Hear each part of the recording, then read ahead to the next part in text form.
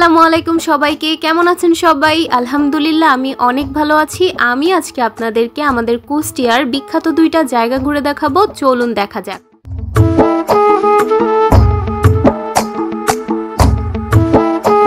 লালন শাহের মাজারে একটু ঘোরাঘুরি করে আমরা এখন যাচ্ছি কুঠিবাড়িতে, যেখানে কবিগুরু রবীন্দ্রনাথ ঠাকুর তার জমিদারি দেখাশোনার জন্য এসে থাকতেন এবং এই কুঠিবাড়িটা কুষ্টিয়ার শিলাইদহে অবস্থিত।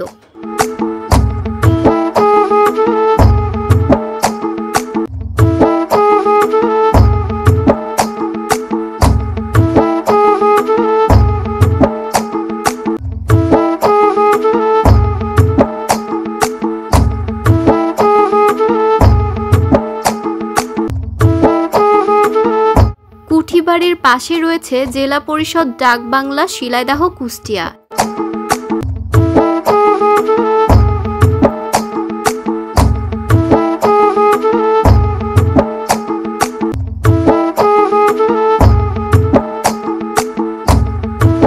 এই যে দেখতে পাচ্ছেন, কয়েকজন বিদেশি পর্যটকও আমাদের এই কুষ্টিয়ার ঐতিহ্য দেখতে এসেছিলেন।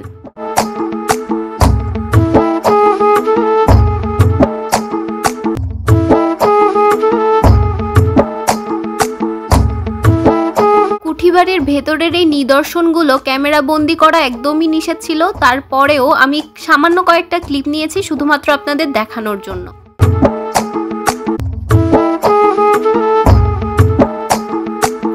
এটা হলো কুঠিবাড়ির সেই বিখ্যাত পুকুর পাড়, যেখানে কবিগুরু রবীন্দ্রনাথ ঠাকুর এসে বসে থাকতেন, কবিতা লিখতেন, গান লিখতেন।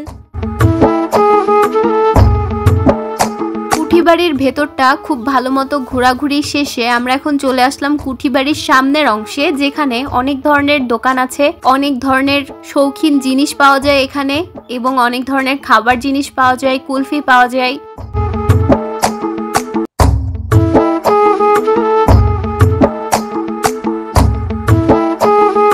আপনারা হয়তো অনেকেই জানেন যে আমাদের কুষ্টিয়া কুলফি মালাই আর তিলে খাজার জন্য কিন্তু অনেক বেশি বিখ্যাত। আচ্ছা, আপনারা আমার এই ভিডিওটা কোথা থেকে দেখছেন অবশ্যই কিন্তু কমেন্টে জানাবেন। সবাই কি কুষ্টিয়ার ভেতর থেকে দেখছেন, নাকি বাংলাদেশের অন্য কোনো জেলা থেকে, নাকি বিদেশ থেকে? অবশ্যই কিন্তু কমেন্টে জানাবেন। আর আমার এই ভিডিওটা যদি আপনার কাছে ভালো লাগে তাহলে কিন্তু আপনার টাইমলাইনে একটা শেয়ার করতে ভুলবেন না, আর বিশেষ করে আপনার বন্ধুদের সাথে কিন্তু অবশ্যই শেয়ার করবেন। আর দল বল নিয়ে কুষ্টিয়াতে চলে আসেন, আমাদের কুষ্টিয়াতে আপনাদের সবাইকে স্বাগতম। আজকের মতো ভিডিওটা এখানেই শেষ করব, আর এমন আরো ভিডিও দেখতে আমার এই চারুপিয়ন পেজটা ফলো করতে কিন্তু একদমই ভুলবেন না। আর যারা ইউটিউব থেকে ভিডিওটি দেখছেন তারাও কিন্তু আমার এই চারুপিয়ন চ্যানেলে একটা সাবস্ক্রাইব করবেন প্লিজ। সবাই ভালো থাকবেন, আমার জন্য দোয়া করবেন। আল্লাহ হাফেজ।